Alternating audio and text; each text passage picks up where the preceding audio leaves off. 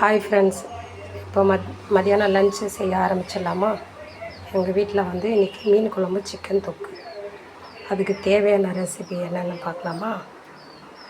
வெங்காயம், பச்சை மிளகா, தக்காளி, இஞ்சி பூண்டு இடித்தது, கருவேப்பிலை. இது வந்து சிக்கன் தொக்குக்கு தனியாக அரைஞ்சி வச்சுருக்கேன். கொத்தமல்லி, கருவேப்பிலை. இது வந்து புளியும் மிளகாத்தூளும் கரைச்சி வச்சுருக்கேன். அப்புறம் வந்து வெந்தயம், கடுகு, ஆயில். அப்புறம் வந்து இது வந்து சங்கரா மீன் 1/2 கிலோ. இது வந்து சிக்கன். வாங்க செய்ய ஆரம்பிக்கலாமா?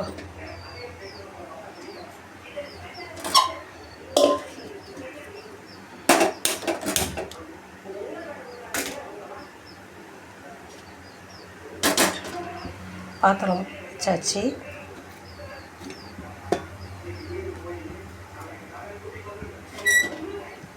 கடாய் காயிட்டும்.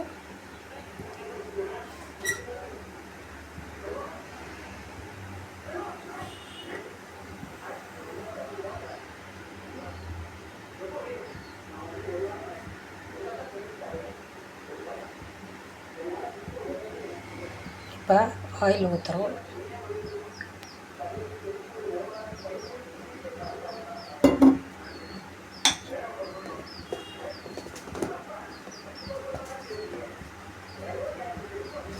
எண்ணெய் காயிட்டோம்.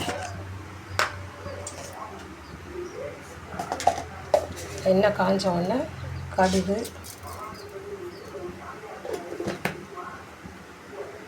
கடுகு பொரியணும்.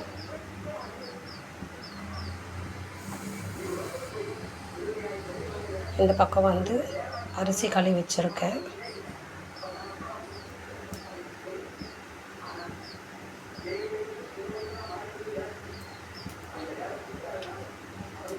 நான் இப்போ தான் யூடியூப் சேனல் ஆரம்பிச்சிருக்கேன். அதனால் எனக்கு தெரியல, சில விஷயங்கள் தப்பாக இருந்தால் மன்னிச்சுக்கோங்க.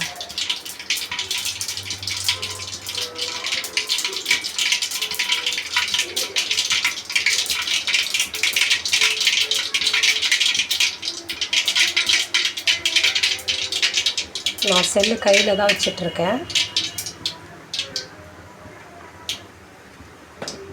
வந்து வெந்தயம் போடணும். வெந்தயம் கருகக்கூடாது ஃப்ரெண்ட்ஸ், பார்த்துக்கோங்க.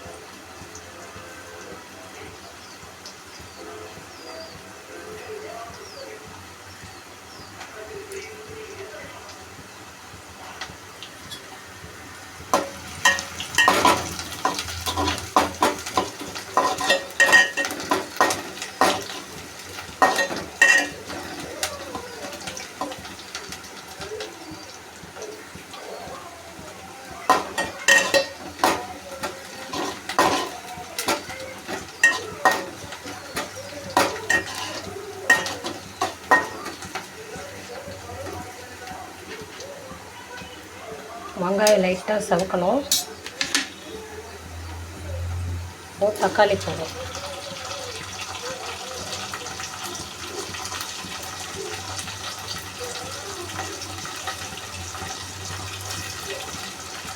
கொஞ்சம் கருவேப்பிலை போடும். பச்சை மிளகா,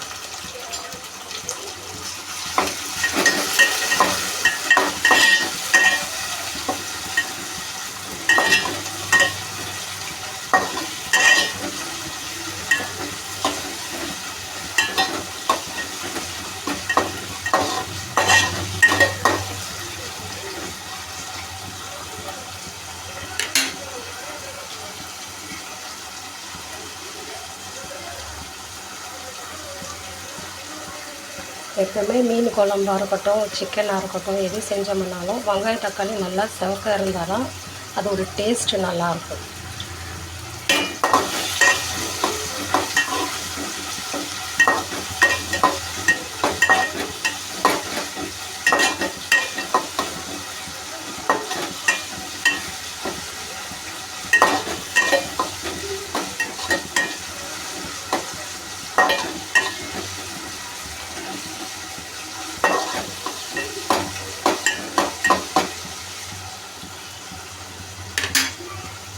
இப்போ வந்து இஞ்சி பூண்டு தட்டி வச்சுருக்கோம் இல்லையா, அது கொஞ்சம் வந்து சிக்கனுக்கு எடுத்து வச்சுருக்கேன்.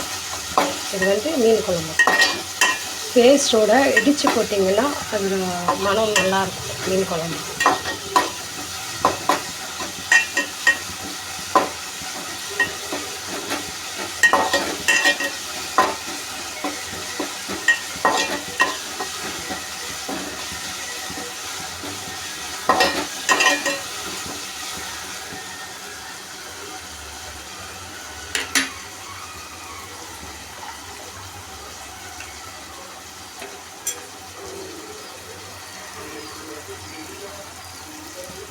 இப்போ நம்ம புளி தக்காளி கரைச்சி வச்சுருக்கோம் இல்லையா, மிளகாத்தூள்லாம் போட்டு அதை ஊற்றப்போம்.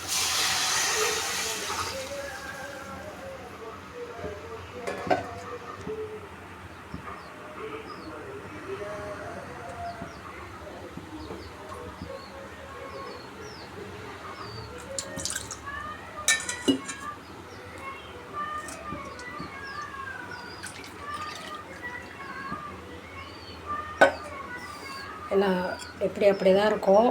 ஏன்னா நான் கையில் பிடிச்சி இது பண்ணிகிட்ருக்கேன், அதனால் அது கொஞ்சம் இதுவாக இருக்கும், கொச்சிக்காதீங்க. இப்போ நம்ம தட்டு போட்டு மூடிடலாம்.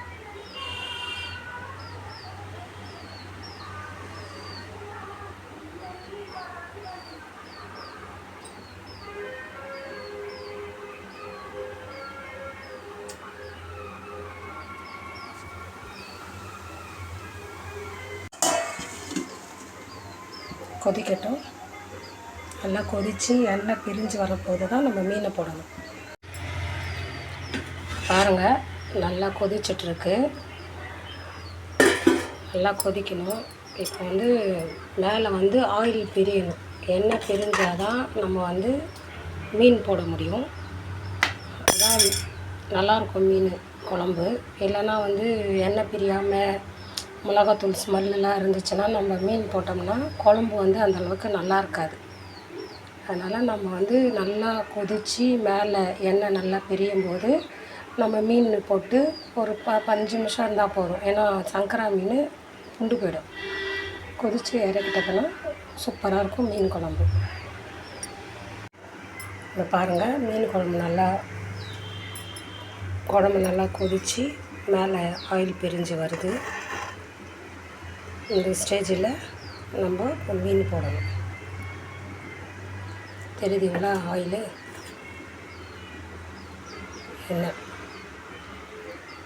இந்த இடத்துல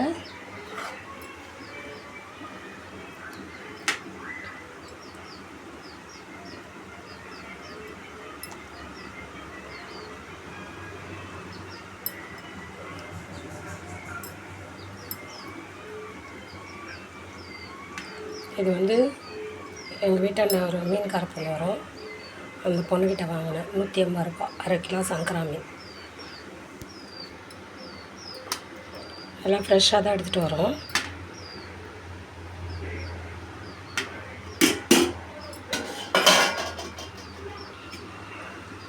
வந்து நம்ம அதை கலரக்கூடாது, சும்மா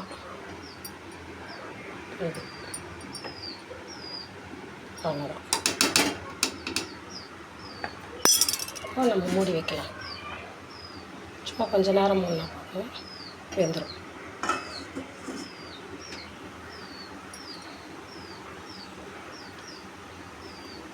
அதுக்குள்ளே சாப்பாடு கொதிக்க ஆரம்பிச்சிடுச்சு.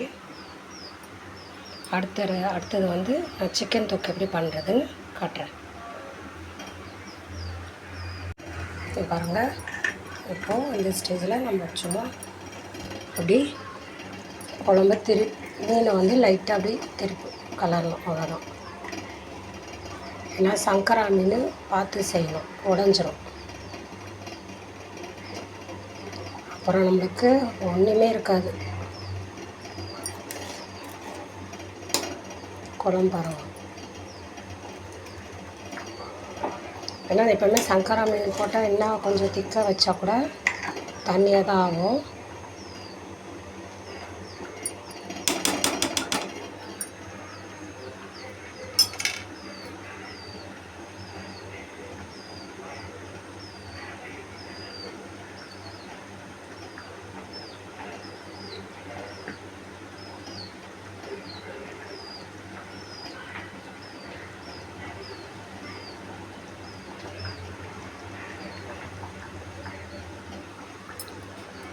ரொம்ப நேரம் கொதிக்கணும்னு இல்லை, பார்த்தீங்களா இந்த ஸ்டேஜ்.